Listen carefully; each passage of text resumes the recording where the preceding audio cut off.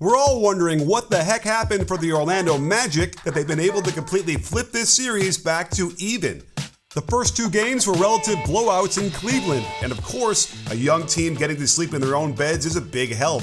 But Jamahl Mosley spotted a lineup in Cleveland that did a lot of damage and decided, why not make that the starting lineup? Both of these lineups were playing elite defense, so the key was to unlock more scoring. So Mosley told Banchero to get more aggressive. A lot more aggressive. Check the difference in his usage rates in these two lineups. In fact, Jalen Suggs also got into the act, but the most glaring difference to me was putting Gary Harris on the back burner.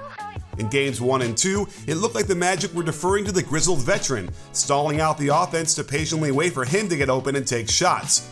With 2 seasons of playoffs under his belt, I can understand why they felt he'd be more ready for the moment, but unfortunately, this plan simply wasn't working. As the focus of these possessions, the Magic continually came up empty as Harris just wasn't up for this type of role. Coming back home, with the new starting lineup, it wasn't perfect in that first quarter of Game 3. Falling down 6-0 wasn't a great look, but it wasn't like they were taking terrible shots over and over.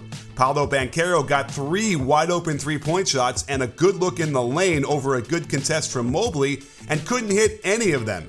But then, something interesting happened. Things started to turn around as soon as Franz Wagner isolated on Evan Mobley, hits him with an in-and-out dribble, and lays it in plus the foul. This caught my eye because Mobley is considered one of the best defenders in the league. With his long arms and good agility, he's able to knock paint shots away from the rim with regularity. But with this new lineup, we found Franz Wagner and Paolo Banchero seeking out isolations against him, more so than any other defender on the court.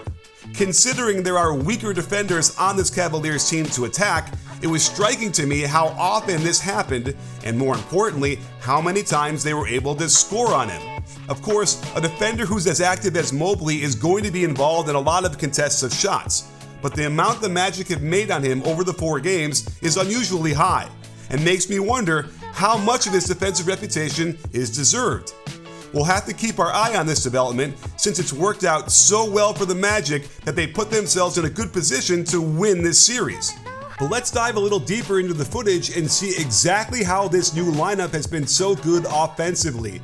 Like we mentioned earlier, Banchero's usage went from 28.2 with Isaac in the lineup to 33.1 with Carter Jr.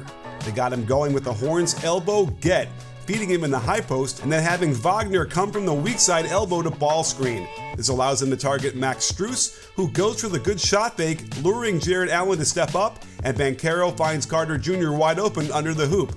Here it is again, and this time they switch it with Strus pushing the ball out beyond the three-point line. Suggs starts freelancing with his screening on the perimeter. They don't do much, but Banchero gets into his midi pull-up game despite the decent contest. It was Okoro's turn to get isolated on. The Cavs aren't looking to double this, and Banchero is giving me some serious future MVP vibes on this turnaround.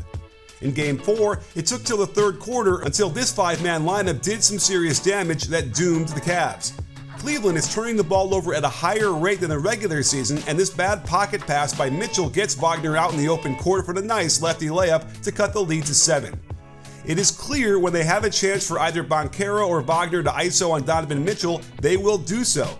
Perhaps they'll draw a foul on him, but at the very least, they can use their superior size to back him down. Again, no double in support of Donovan, so Wagner finally says, okay, I'll shoot it. They run their zoom action for Wagner out of the left side, and the Cavs don't switch this, with Strus doing a nice job to dissuade Wagner from attacking. The Suggs ball screen does not force the switch they were hoping for, but Paolo gets Mobley to bite on the step-back shot fake. The pass to a good shooting Carter Jr. keeps Allen out of the paint, and the give and go gets them a beautiful layup. It's not always easy figuring out how well players will do in a given playoff series, but with my insights, it gets a whole lot easier, which is why you have to check out Sleeper, the ultimate fantasy sports app. What's cool is that you can set your over-under picks before the game or do it live while it's happening. Just pick at least 2 players and whether they'll get more or less from a host of different stats, and you can win up to 100 times your money. So I'm thinking that Banchero will rebound and get a lot more points in Game 5, so definitely go over on the 21.5. Plus, we have Suggs, who will definitely shoot worse than he has been the last couple games, but I think he's going to break 12.5, and then I'm pretty sure Darius Garland's going to grab a rebound in the first quarter. So those are my picks, and look how much money I stand to win with a very little entry. So you got to play it, it's really fun. And if you use my code BBALL100, they'll match your first deposit dollar per dollar up to $500. There are so many ways to win. It raises the stakes when you watch it, so what are you waiting for? Terms and conditions apply. See Sleeper's terms of use for details. Currently operational in over 25 states. Check out Sleeper today. The Cavs don't want to switch on their pick and rolls, and if Strus is going to go under the ball screen, look for Franz to start lighting them up from back there. However, they opt to switch when it's Suggs ball screening, and Mitchell gives Franz too much space.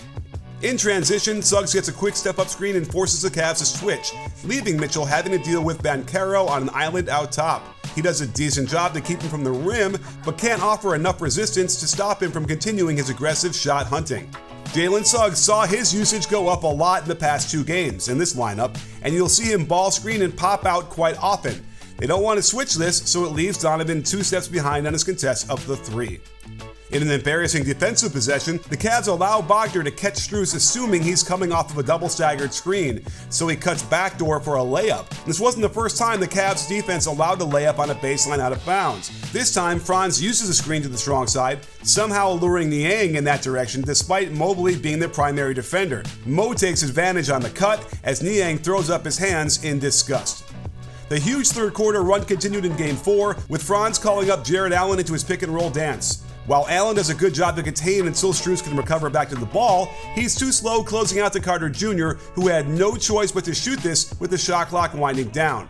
Mobley had this offensive rebound but ends up on his seat as the Magic come down 5-on-4. Mobley then doesn't identify Carter Jr. as the man he must pick up, leaving Allen to deal with 2 players, and Wendell Carter Jr. makes them pay with the open 3. And finally, Suggs gets back into the act with a ball screen from Banchero. LeVert goes underneath, but then expects Niang to switch, leaving a wide open 3 that Suggs rains down to increase their lead and cap off an incredible 26-10 run in only 9 minutes, which gave them the separation they needed to win the game going away in the fourth quarter.